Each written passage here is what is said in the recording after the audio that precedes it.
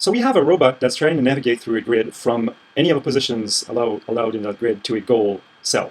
And the allowed cells are defined by 0. The ones containing zeros are allowed, and the ones containing ones are blocked or forbidden. So one of the challenges that arise when we're trying to do that is computing the cost associated to each of the possible starting position. And that is what the value function does.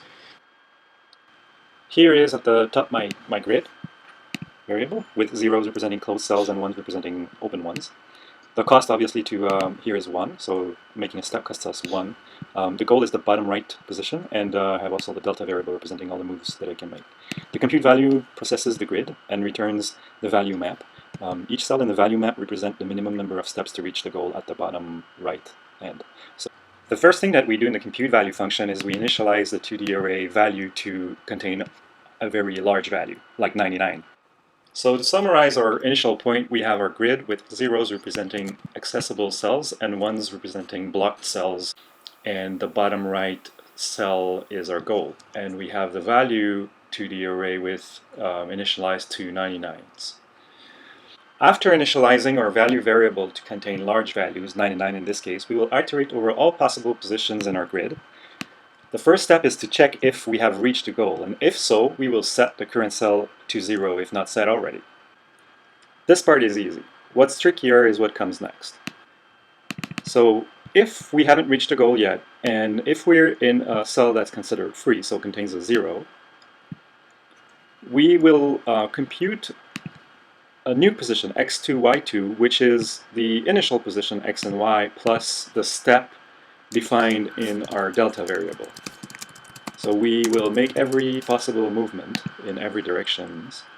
And if we're still within the grid, and if we're on to a cell that is free, then if the value at x2, y2 plus the cost is lower than the value at xy, then we set the value at xy to be the value at x2, y2 plus the cost.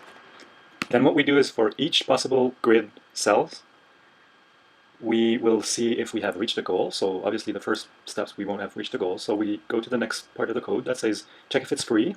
So this one is it's free, it's open. So check if it's there, 0 there. Then for every step in the delta variable, which is left, bottom, right, and up, take a step towards that direction, and then make the following check. Is this new cell within the grid, and is it open? This one is not open, so we'll go to the next one, moving towards the bottom, and we see that this one is open, it contains a 0. So then if the value at this position plus the cost is smaller than the value of the current cell, so 99 plus the cost 1 is smaller than 99, the answer is no. Therefore, we don't do anything. And this is going to be the case for all of the cells currently in the grid because they're all the same. When we finally reach the goal cell, the first condition is going to evaluate to true, and we will end up changing the value of the goal cell from 99 to 0.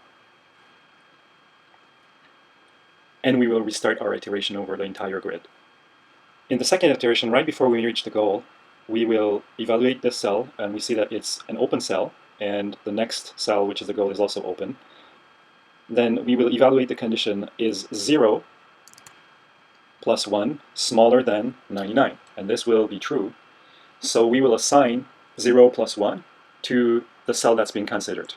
So replace this 99 with the value of the computation 0 plus 1, which is 1.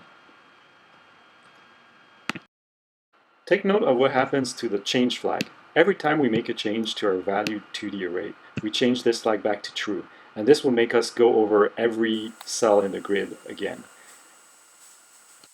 After many iterations, we will end up with our final result, which is this final value map. This is a very inefficient algorithm. Let's take a look at its time efficiency. Assuming we have a grid of W by H, width by height, and assuming that we go through this grid every time we make a change, and we might make a change for every cell, then we have an algorithm that's big O of H times W squared times N, where N is the number of possible directions we can go in, because every time we're considering a cell, we go into 4 different directions. So we have this very inefficient algorithm with this M squared by N.